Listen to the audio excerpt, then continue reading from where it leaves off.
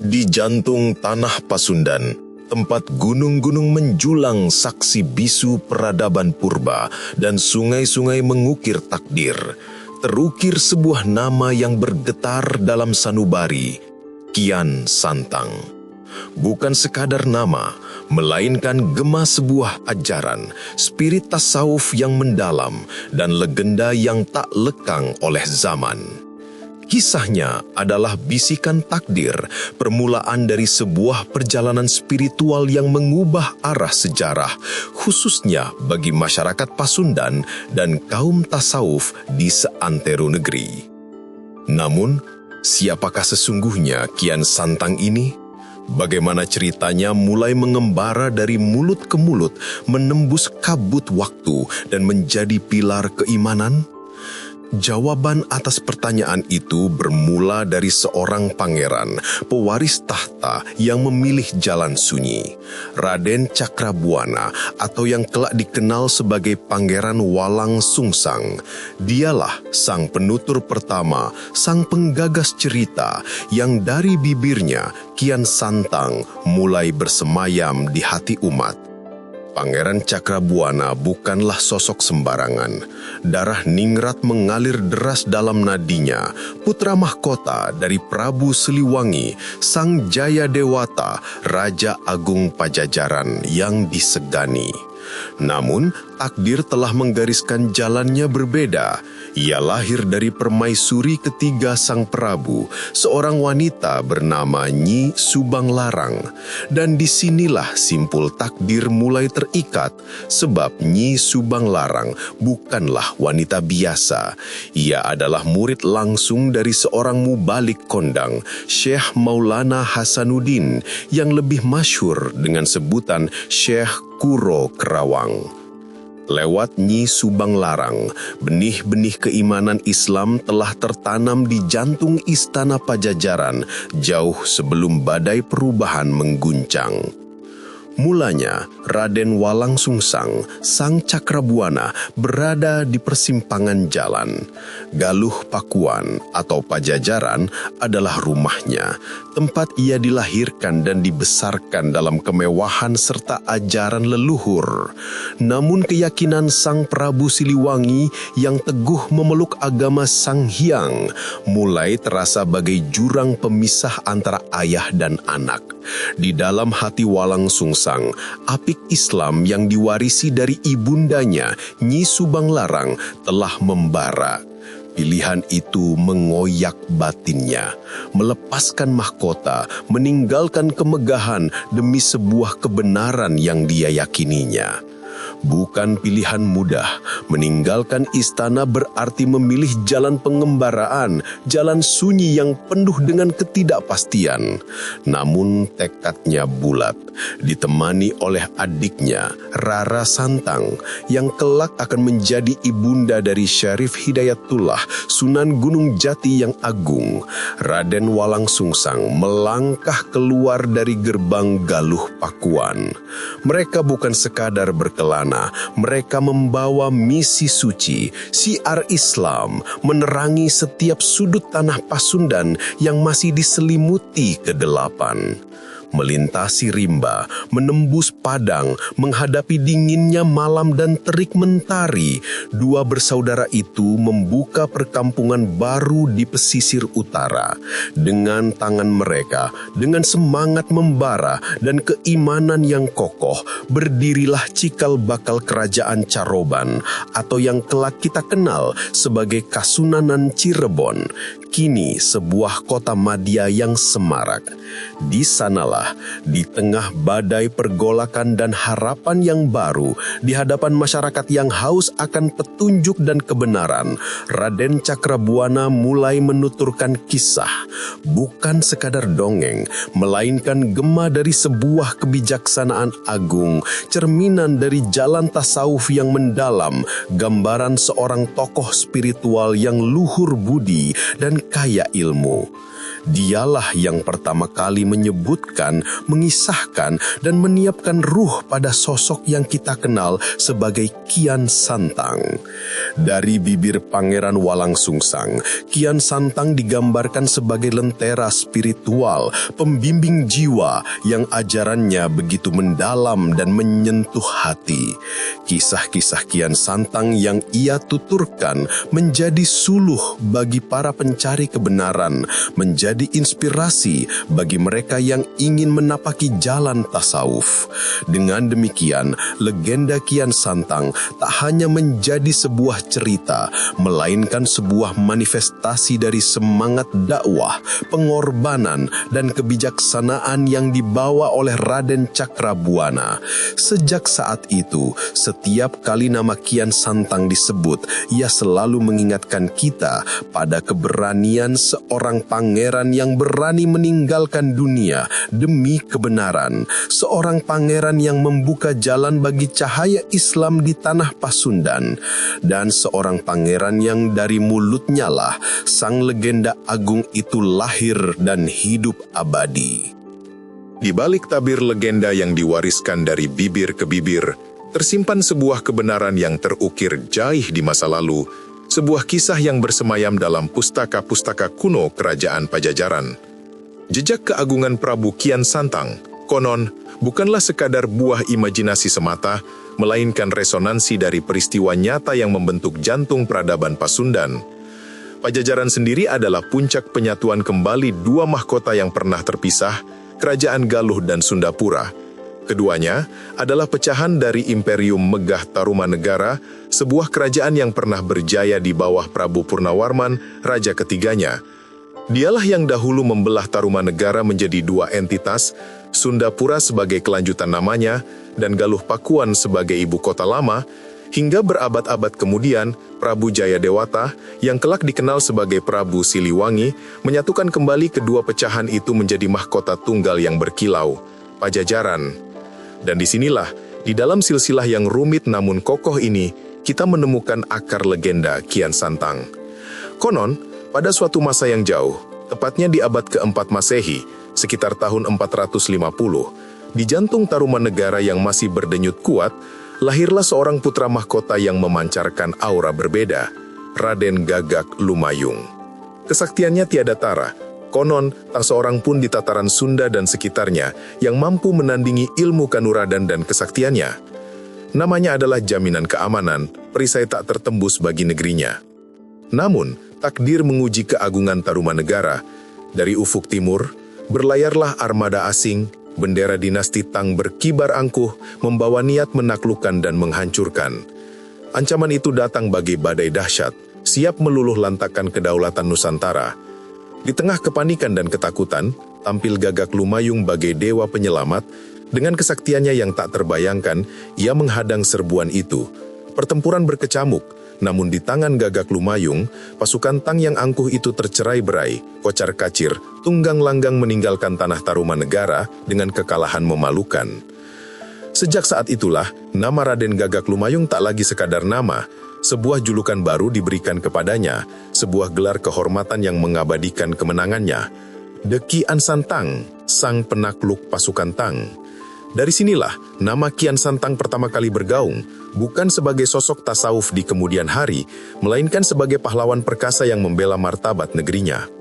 Namun, takdir para kesatria agung seringkali menyimpan kerinduan yang aneh. Setelah menaklukkan musuh dari luar, Kian Santang, sang penakluk, mulai merasakan kehampaan. Kesaktiannya yang tak terbandingi justru menjadi beban, membuatnya haus akan tantangan sejati.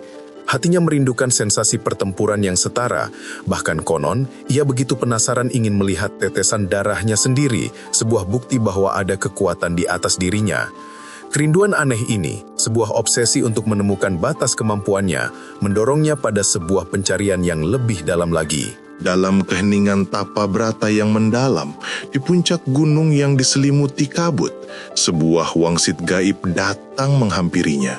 Bisikan surgawi itu menuntunnya, mengungkapkan sebuah rahasia yang tersembunyi jauh di seberang samudra, di tanah Arab, ada seorang insan dengan kesaktian yang tiada tara, seorang yang mungkin mampu menandingi keagunganmu.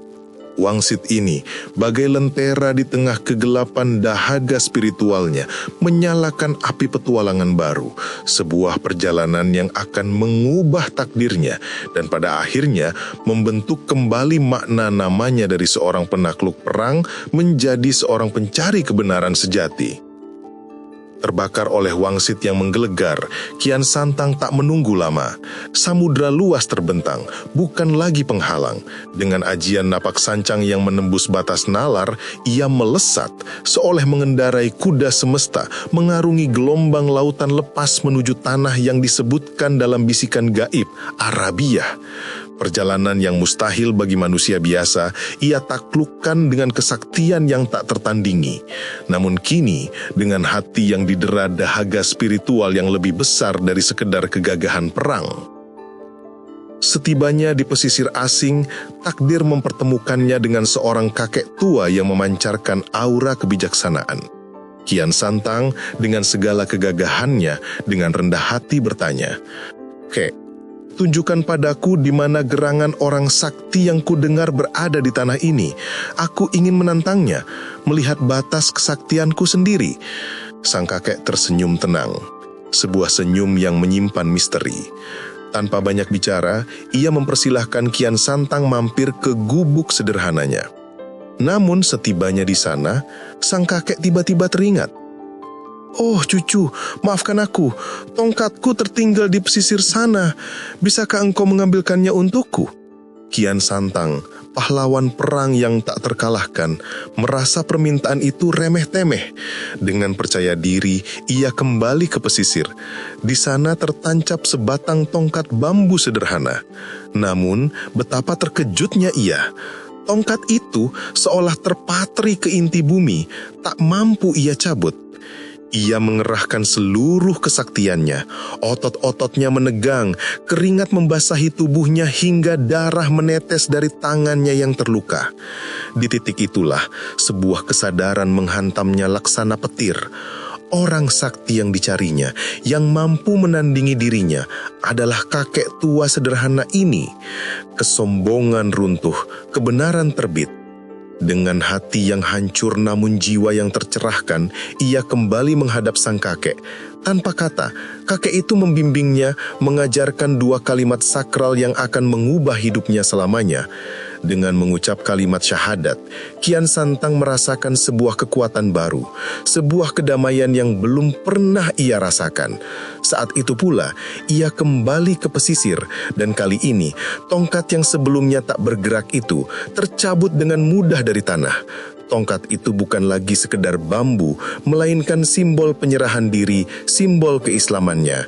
Sejak saat itu, kakek misterius itu menjadi guru spiritualnya, membimbingnya menapaki jalan tasawuf, jalan menuju kebenaran sejati. Kisah tentang Kian Santang dan tongkat ajaib ini, tentang perjalanannya ke tanah Arab dan momen keislamannya, telah berbumi hingga kini. Namun, di antara gema legenda itu, seringkali terselip ironi sejarah. Kebanyakan orang menduga bahwa Kian Santang adalah Raden Walangsungsang itu sendiri, padahal kisah Kian Santang yang diambil dari perpustakaan Kerajaan Pajajaran hanyalah sebuah media.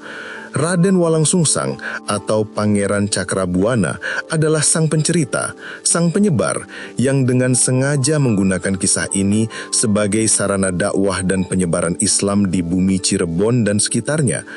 Tujuannya mulia, namun menciptakan kebingungan yang bertahan hingga sekarang, seolah-olah sang pencerita adalah pemeran utamanya. Bahkan ada yang menyangka Kian Santang adalah adik Cakrabuana atau kakak Rara Santang. Alasan Raden Walangsungsang memilih kisah Kian Santang adalah karena ada kemiripan luar biasa dengan perjalanan hidupnya sendiri. Diceritakan, Kian Santang yang asli, Gagak Lumayung, setelah kembali dari Arab, berhasrat mengislamkan ayahnya Prabu Purnawarman. Namun, sang Prabu menolak mentah-mentah. Maka, Kian Santang memilih meninggalkan istana dan tahta, menyerahkannya kepada adiknya, Dharmayawarman. Begitu pula Raden Walang Sungsang. Ia pernah merantau jauh hingga ke Arab, dan di sanalah adiknya, Rara Santang, dipersunting oleh seorang pangeran dari Mesir. Dari pernikahan mulia inilah kelak lahir sosok agung, Raden Syarif Hidayatullah yang kita kenal sebagai Sunan Gunung Jati. Keinginan Walang Sungsang untuk mengislamkan ayahnya sendiri, Prabu Siliwangi, juga berakhir dengan penolakan. Namun, Sang Prabu Siliwangi adalah raja berhati besar. Ia tak ingin bertarung dengan putranya sendiri demi keyakinan. Alih-alih bertempur, ia memilih mensucikan diri, bertapa, dan konon menjelma menjadi macan putih, menghilang ke dalam keabadian hutan. Ini adalah penolakan yang damai, sebuah simbol dari perbedaan jalan tanpa pertumpahan darah. Pengambilan kisah penokohan dalam sebuah cerita di mana karakter sejarah digunakan atau disesuaikan untuk tujuan dakwah atau politik bukanlah hal baru. Praktik ini sebenarnya telah ada jauh sebelum era Raden Walang Sungsang. Sebuah preseden serupa pernah dilakukan oleh Raja Jayabaya yang konon merupakan raja Islam pertama di tanah Jawa dari kerajaan Panjalu atau Kediri. Sebelum masa kekuasaannya, kerajaan tersebut dikenal sebagai Kahuripan yang dipimpin oleh Raja Airlangga. Ketika Airlangga membagi kerajaannya menjadi Panjalu dan Jenggala untuk kedua putranya, perselisihan pun tak terhindarkan. Namun, pada masa Jayabaya, Panjalu berhasil menaklukkan Jenggala, menyatukan kembali kedua pecahan itu di bawah panji kekuasaannya.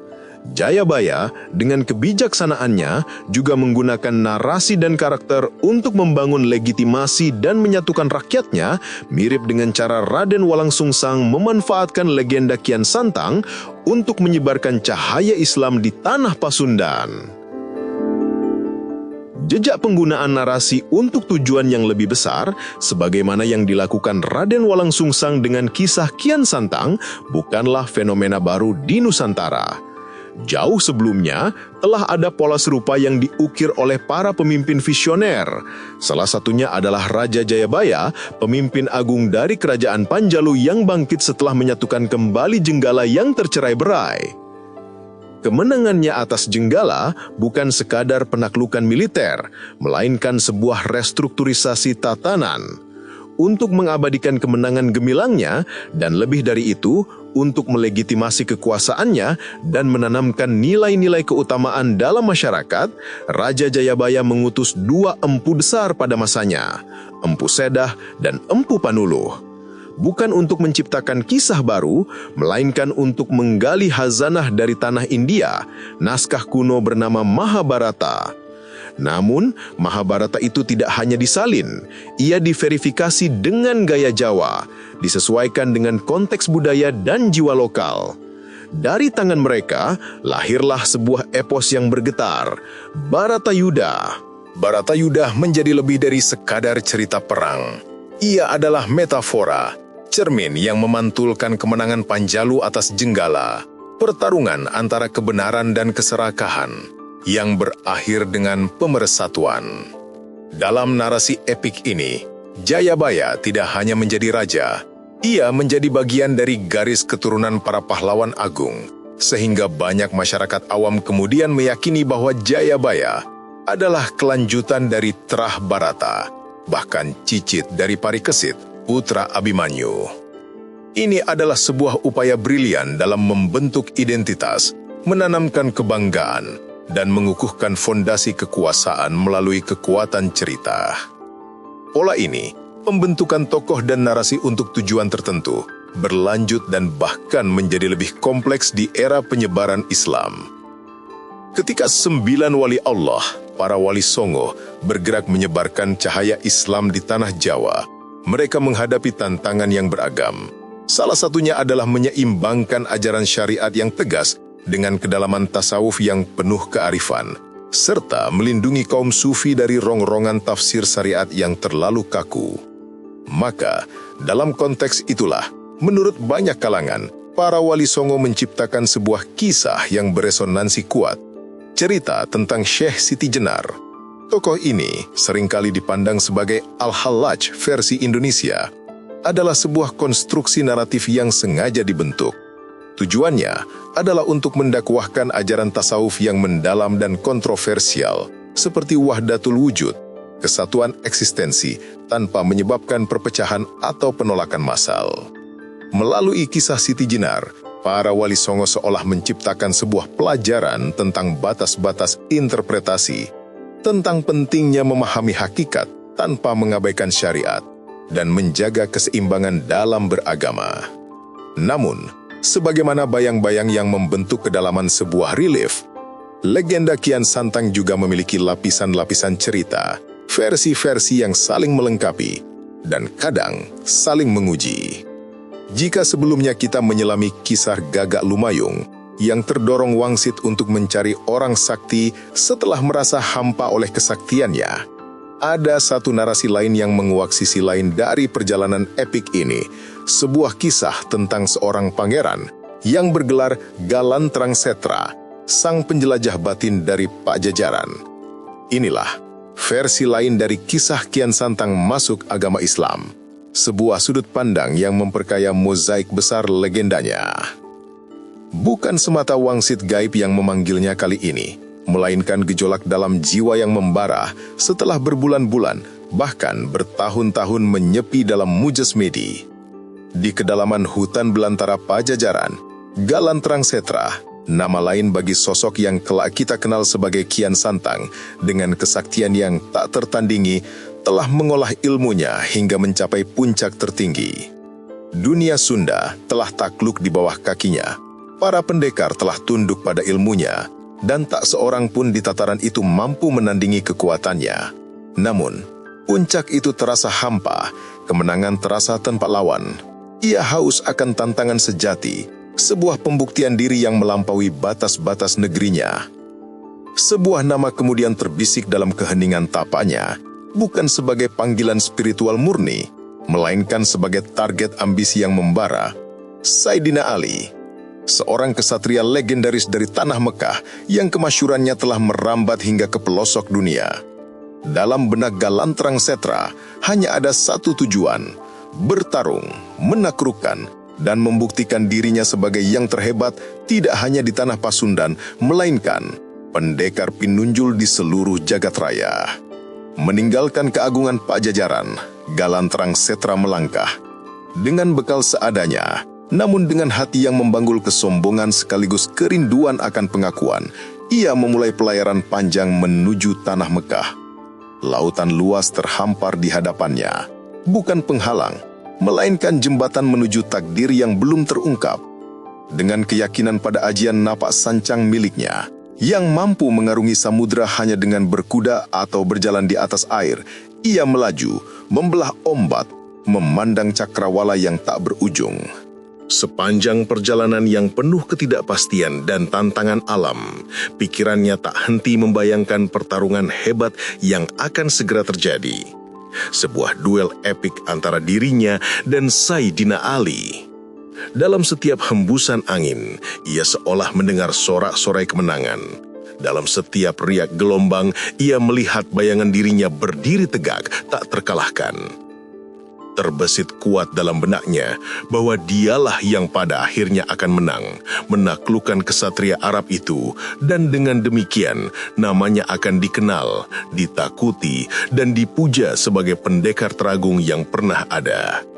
Kebanggaan duniawi, ambisi yang membara, dan haus akan pengakuan global, itulah bahan bakar perjalanannya.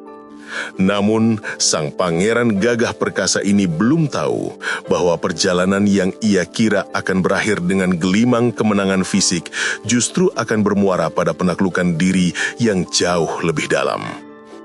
Perjalanan yang dimulai dengan kesombongan akan diakhiri dengan kerendahan hati. Pertarungan yang ia bayangkan, meskipun mungkin terjadi, bukanlah pertarungan terakhir.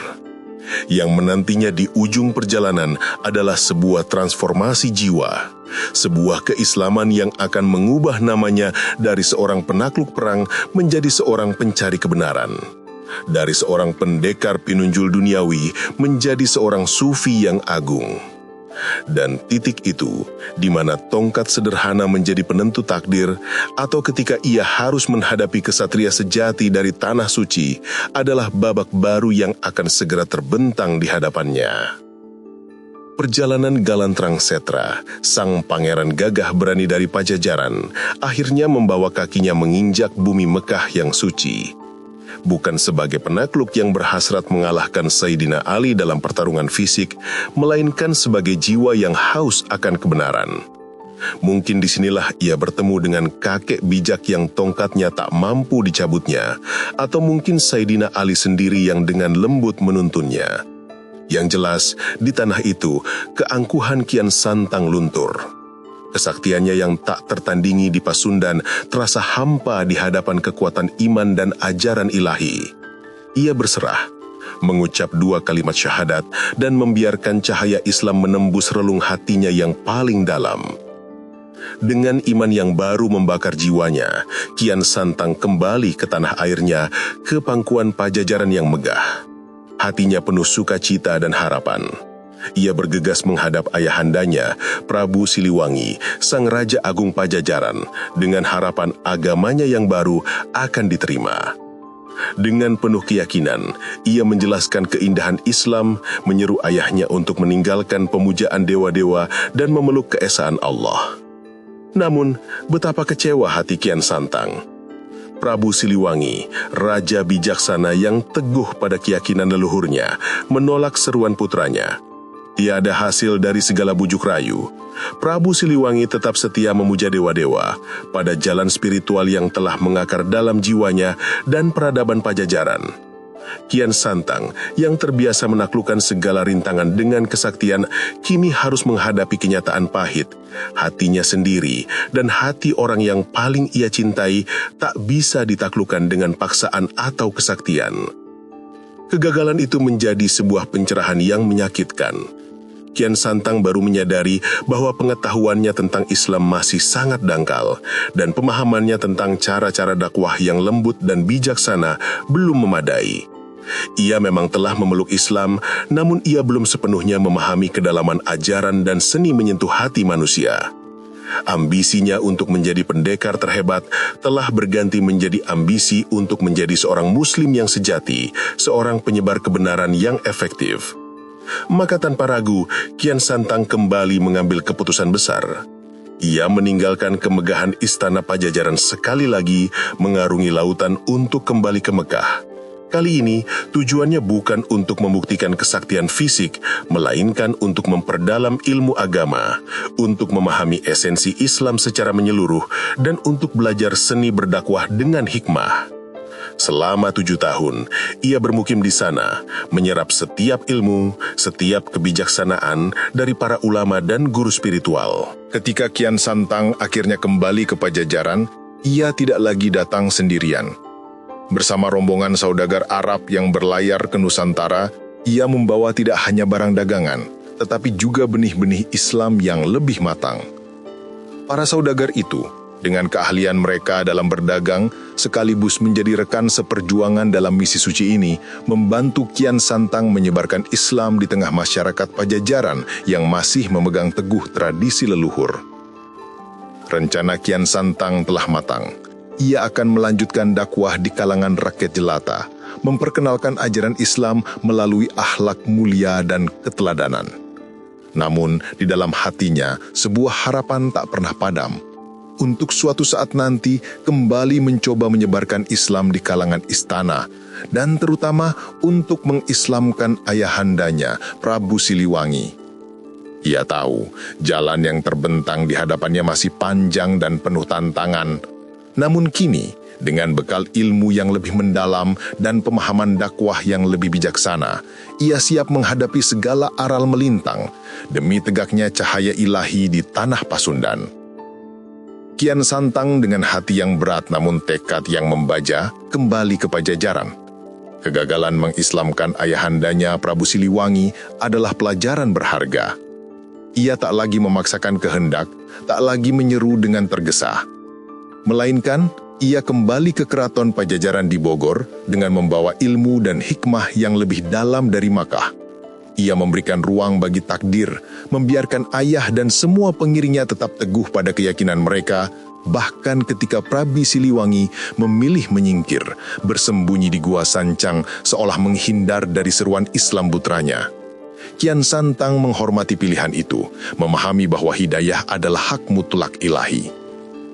Dalam perjalanan pulang yang penuh refleksi itu, sebuah pertemuan tak terduga terjadi.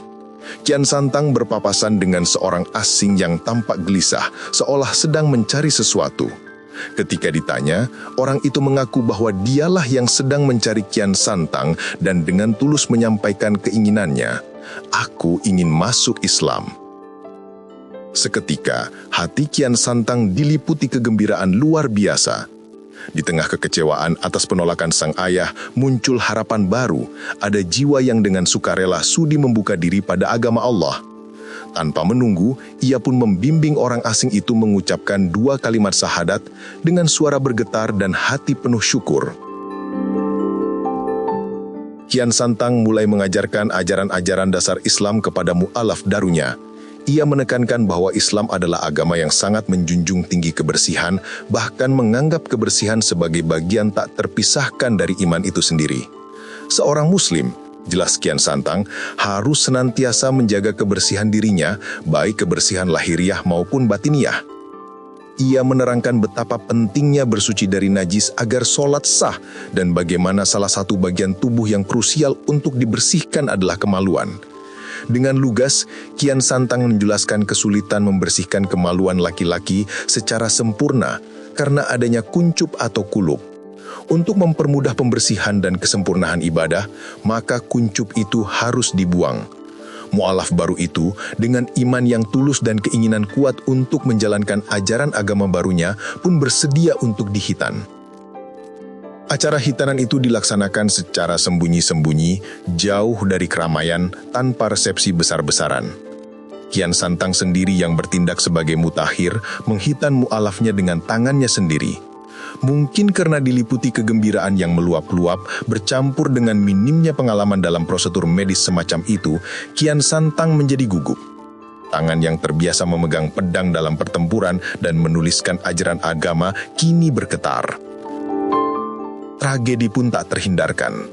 Dalam kegugupannya, bukan hanya kuncup yang terpotong, melainkan juga bagian batang zakar dari mu'alah itu, akibat fatal pun terjadi. Orang itu, yang baru saja menemukan cahaya iman, menghembuskan napas terakhirnya, mungkin karena kehabisan darah yang tak tertahankan. Malam itu, kegembiraan Kian Santang berubah menjadi kepedihan mendalam. Di tengah kesendirian dan kesunyian, ia merenungi peristiwa tragis tersebut. Hatinya hancur, namun dari kejadian pahit ini, ia mendapatkan pelajaran yang lebih dalam lagi. Bahwa dakwah dan bimbingan agama memerlukan tidak hanya semangat dan ilmu, tetapi juga kebijaksanaan, kehati-hatian, dan mungkin pengakuan atas keterbatasan diri. Kematian mu'alaf itu menjadi luka abadi, pengingat bahwa jalan menuju kebenaran, bahkan dengan niat suci sekalipun, bisa berliku dan penuh konsekuensi yang tak terduga. Setelah tragedi hitanan yang meninggalkan luka tak tersembuhkan di hati Kian Santang, ia semakin menyadari bahwa jalan dakwah adalah jalan yang berliku, membutuhkan kesabaran, hikmah, dan bahkan pemahaman yang melampaui kemampuan fisik. Perjalanan spiritualnya tidak berhenti, justru semakin mendalam. Ia terus menggali khazanah ilmu, tidak hanya dari kitab-kitab suci, tetapi juga dari alam semesta dan batinnya sendiri. Konon, di tengah pencarian batinnya yang tiada akhir, Kian Santang berhasil menguasai sebuah ajian legendaris yang memungkinkannya menembus dimensi penglihatan. Aji Suket Kalanjana. Ajian ini, sebuah warisan spiritual dari leluhur yang disempurnakan dengan keimanan Islam, membuka matanya untuk melihat kebenaran yang tersembunyi, menembus fatamorgana duniawi. Niat ingsun amatek ajiku si Suket Kalanjana, aji pangawasan soko Sang Hyang Pramana, biar padang jumenglang paningalingsun, sakabehing sifat podo katon saking kersaning Allah. Mantra ini bukan sekedar kata-kata, melainkan kunci menuju pencerahan. Untuk meraihnya, Kian Santang harus melalui laku tirakat yang amat berat. Puasa selama 40 hari disusul dengan pati geni, yaitu tidak menyalakan api, tidak makan, minum, dan tidur selama sehari semalam dimulai pada hari Kamis Kliwon. Setiap tengah malam, di bawah rembulan atau dalam kegelapan pekap, mantra itu dilantunkannya berulang-ulang, menembus batas-batas kesadaran, hingga akhirnya pandangannya menjadi biar padang jumenggelang, terang benderang, melihat segala sifat dan hakikat dengan izin Allah. Aji Sukat Kalanjana ini menjadi simbol dari kedalaman spiritual Kian Santang, sebuah kekuatan batin yang jauh melampaui kesaktian fisik yang pernah ia miliki. Berbicara tentang proses masuknya Islam, sebuah fenomena yang mengubah wajah peradaban di seluruh tanah Pasundan, yang kini mencakup Banten, DKI Jakarta, dan Jawa Barat, tak dapat dilepaskan dari peran sentral 3 tokoh legendaris. Mereka adalah pilar-pilar awal yang menancapkan panji-panji Islam di bumi Sunda. 3 keturunan Raja Pajajaran yang memilih jalan dakwah. Pangeran Cakrabuana, Syarif Hidayatullah, dan Prabu Kian Santang. Hingga hari ini, bayangan keraduan masih sesekali menyelimuti keberadaan dan peran ketiga tokoh ini di mata sebagian penulis sejarah. Keraguan itu bukan tanpa alasan. Salah satunya dipicu oleh banyaknya nama alias atau julukan yang ditujukan kepada mereka. Misalnya dalam beberapa catatan sejarah nasional, nama Paletehan yang sering dikaitkan dengan Fadilah Khan disamakan dengan Syarif Hidayatullah. Padahal jika menilik sumber sejarah lokal seperti Babat dan Cerita Rakyat, kedua nama tersebut merujuk pada 2 individu yang berbeda dengan peran dan kedudukan yang khas dalam gelombang penyebaran Islam di Pasundan dan Nusantara. Ini menunjukkan kompleksitas penelusuran sejarah lisan dan tertulis yang seringkali berjalin kelindan. Dari uraian yang telah kita selami, sebuah benang merah dapat ditarik. Sosok pertama yang berhasil menancapkan Islam secara signifikan di Tatar Sunda adalah Pangeran Cakrabuana, yang juga dikenal sebagai Walang Sungsang, Ki Samadullah atau Haji Abdullah Iman. Ia adalah kakak kandung dari Nyai Mas Rara Santang dan Kian Santang. Ketiganya adalah putra-putri dari Prabu Siliwangi yang agung. Dengan demikian, ia berkedudukan sebagai paman. Dalam bahasa Sunda disebut Ua bagi Syarif Hidayatullah, sang Sunan Gunung Jati yang kelak menjadi salah satu wali Songo. Makamnya yang kini bersemayam di Gunung Sembung, sedikit terpisah dari kompleks pemakaman Sunan Gunung Jati, yang dalam bahasa Sunda disebut Panyaweran, adalah saksi bisu dari jejak perjuangannya yang tak terhingga. Meskipun narasi ini berfokus pada Kian Santang, tak lengkap rasanya tanpa menyinggung peran Syarif Hidayatullah, putra dari Rara Santang, dan dengan demikian keponakan dari Cakrabuana dan Kian Santang. Syarif Hidayatullah adalah sosok kunci dalam pembentukan Kesultanan Cirebon, sebuah pusat Islam yang strategis di Pasundan. Sedangkan Kian Santang, figur yang diceritakan dalam sejarah Godok sebagai orang suci dari Cirebon, adalah lokomotif dakwah yang tak kenal lelah. Ia bergerak dari pantai utara menuju pedalaman Priangan, membawa serta sejumlah pengikut yang telah memeluk Islam. Mereka bukan sekedar rombongan biasa, melainkan cikal bakal komunitas Muslim yang akan terus berkembang. Menurut catatan Pedro de la Feye, Kian Santang memiliki 11 sahabat setia yang turut serta dalam perjalanan dakwahnya setelah mereka memeluk Islam.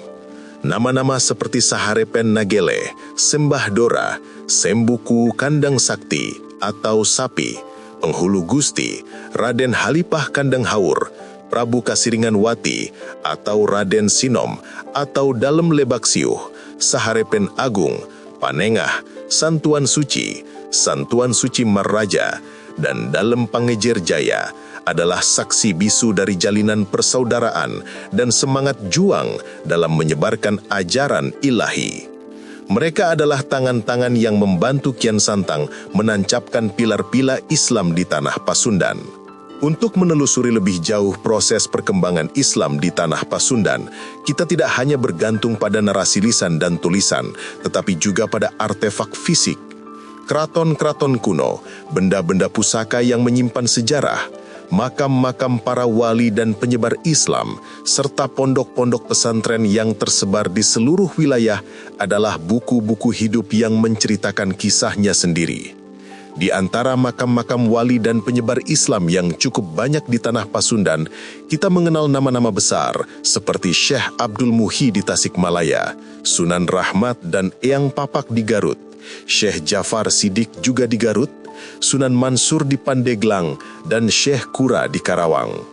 Lazimnya, di sekitar area makam-makam suci ini, seringkali ditemukan naskah-naskah kuno yang menjadi mata air pengetahuan tentang dakwah yang telah mereka lakukan. Naskah-naskah ini tak hanya berisi ajaran fiqh, tasawuf, atau ilmu kalam, tetapi juga kitab Al-Quran yang ditulis tangan menjadi bukti otentik dari kegigihan dan ketulusan para penyebar Islam dalam membawa cahaya kebenaran ke bumi Pasundan. Kian Santang Cakrabuana dan Syarif Hidayatullah hanyalah permulaan dari sebuah perjalanan spiritual yang tak pernah berakhir. Pertemuan dengan Saidina Ali, sang kesatria sejati dari Tanah Suci, adalah titik balik spiritual Kian Santang. Di sana ambisi duniawinya luruh dan ia menemukan kedalaman iman yang mengubahnya menjadi seorang penyebar agama yang bijaksana. Dari Mekah, ia kembali ke Pasundan membawa tidak hanya ajaran tetapi juga inspirasi. Dengan bekal ilmu dan pengalaman dakwah yang matang, Kian Santang bergerak ke jantung Priangan, wilayah Garut, menyebarkan Islam. Tidak sendirian, ia berhasil mengislamkan para petinggi dan raja-raja lokal yang kemudian menjadi duta-duta Islam di daerah mereka masing-masing. Di antaranya adalah Santowan Suci Mareja, sahabat setia Kian Santang, yang makamnya kini berdekatan dengan makam sang guru. Sunan Sirapuji, Raja Panembong di Bayongbong, yang menerima cahaya Islam dari Kian Santang. Sunan Batuwangi dari wilayah Singajaya, yang tak hanya memeluk Islam, tetapi juga dianugerahi tombak pusaka oleh Kian Santang, kini menjadi salah satu pusaka agung Sukapura di Tasikmalaya. Melalui raja-raja lokal lah, Islam kemudian menyebar bagai air bah ke seluruh penjuru tanah Priangan, menemukan jalannya ke hati masyarakat. Estafet dakwah ini tak berhenti di sana. Ia diteruskan oleh generasi berikutnya, para sufi dan ulama yang mendalami tasawuf seperti Syekh Jafar Siddiq, penganut Syatariah, di Limbangan Eyang Papak, Syekh Fatah Rahmatullah di Tanjung Singguru, Samarang Garut, dan Syekh Abdul Muhyi, juga penganut Syatariah di Pamijahan Tasikmalaya. Ditambah lagi, para menak, bangsawan dan ulama dari Cirebon dan Mataram seperti Pangeran Santri di Sumedang dan Arif Muhammad di Cangkuang, Garut, semuanya turut mengukir jejak Islam di tanah Pasundan. Meskipun dalam beberapa versi legenda Kian Santang digambarkan pernah menduduki tahta Pajajaran, kisah ini seringkali menjadi titik perdebatan. Beberapa sumber menyebutkan ia menyerahkan tahta kepada adiknya setelah kembali dari perjalanannya. Namun, perjalanan hidupnya lebih banyak diwarnai pengembaraan spiritual dan dakwah daripada urusan kerajaan. Pada akhirnya, setelah masa-masa dakwah yang panjang dan penuh pengorbanan, Kian Santang kembali melakukan perjalanan spiritual terakhirnya. Ia bergerak menuju arah utara, kembali ke wilayah Garut. Di sebuah gunung, di antara keheningan alam, ia meletakkan peti petunjuk yang selama ini menuntun langkahnya. Tiba-tiba, peti itu godek alias bergoyang-goyang, sebuah pertanda gaib bahwa tempat itu adalah titik perhentiannya. Di sanalah Kian Santang memilih untuk menghabiskan sisa hidupnya, menyepi dalam tafakur yang mendalam selama 19 tahun. Ia wafat dalam usia 106 tahun, meninggalkan warisan tak ternilai. Makamnya di sana kini dikenal sebagai Makam Keramat Godog atau Makam Sunan Rahmat Suci, menjadi salah satu tempat ziarah yang sakral. Tak jauh dari makamnya, sekitar 1 kilometer, berdirilah Masjid Pusaka Keramat Godog yang konon dibangun Kian Santang sendiri semasa uzlah atau pengasingan spiritualnya. Kedua tempat ini menjadi bukti abadi akan keberadaan seorang wali agung yang lahir dari keluarga Raja Pajajaran, namun memilih jalan keruhanian dan dakwah. Demikianlah sekilas uraian historis yang mencoba merajut benang-benang legenda Prabu Kian Santang dengan peran vitalnya bersama Pangeran Cakrabuana dan Syarif Hidayatullah dalam epik penyebaran Islam di tanah Pasundan. Tanah yang kini terbagi menjadi 3 wilayah administratif, Jawa Barat, DKI Jakarta, dan Banten. Berdasarkan penelusuran ini, beberapa kesimpulan sementara dan temuan awal dapat ditarik sebagai rujukan untuk penelitian lebih lanjut. Pertama, sosok pionir yang pertama kali sukses menyebarkan Islam di daerah pesisir utara Cirebon adalah Pangeran Walang Sungsang, yang dikenal pula sebagai Adipati Cakrabuana, Ki Cakrabumi, Ki Samadullah, atau Syekh Abdul Iman. Dialah yang mendirikan kerajaan Islam pertama, Pakungwati, dan merupakan paman atau uwa dari Syarif Hidayatullah. Kedua, Kian Santang adalah anak ketiga dari pasangan Prabu Siliwangi dan Nyi Subang Larang yang memang beragama Islam. Ia diperkirakan lahir pada tahun 1425, sekitar 25 tahun sebelum kelahiran Sunan Gunung Jati atau Syarif Hidayatullah. Kian Santang memulai penyebaran Islam di Godok Garut pada tahun 1445, menjadikannya penyebar Islam pertama di pedalaman Tatar Sunda. Ia juga berkedudukan sebagai paman dari Syarif Hidayatullah dan disebut berasal dari wilayah Cirebon, tepatnya dari kerajaan Sindang Kasih, Majalengka. Ketiga, penting untuk menegaskan bahwa Syarif Hidayatullah atau Sunan Gunung Jati adalah tokoh yang berbeda dengan Faletehan. Keduanya memiliki peran masing-masing yang krusial dalam upaya menyebarkan agama Islam di tanah Pasundan, meski terkadang seringkali disamakan dalam beberapa catatan sejarah. Mengenai tokoh yang disebutkan sebagai Sayyidina Ali dalam cerita Kian Santang, memang menimbulkan sedikit kontroversi dan perdebatan panjang di kalangan sejarawan. Mengingat rentang waktu kejadian yang terpaut sangat jauh, Sayyidina Ali bin Abi Thalib, Khalifah keempat dalam jajaran Khulafaur Rasyidin, hidup pada abad ke-7 Masehi, sementara Kian Santang hidup sekitar abad ke-15 Masehi. Muncul pertanyaan, apakah yang dimaksud benar-benar Ali bin Abi Thalib? Ataukah Sayyidina Ali di sini adalah tokoh lain dengan nama serupa, atau mungkin merupakan julukan spiritual yang diberikan kepada seorang ulama atau guru di Mekah yang keilmuan dan karismanya setara dengan Khalifah Ali? Wallahu a'lam bissawab, hanya Allah yang maha mengetahui kebenarannya. Namun, terlepas dari kerumitan historisitas ini, legenda Kian Santang tetap hidup, menginspirasi dan menjadi mercusuar iman bagi banyak generasi.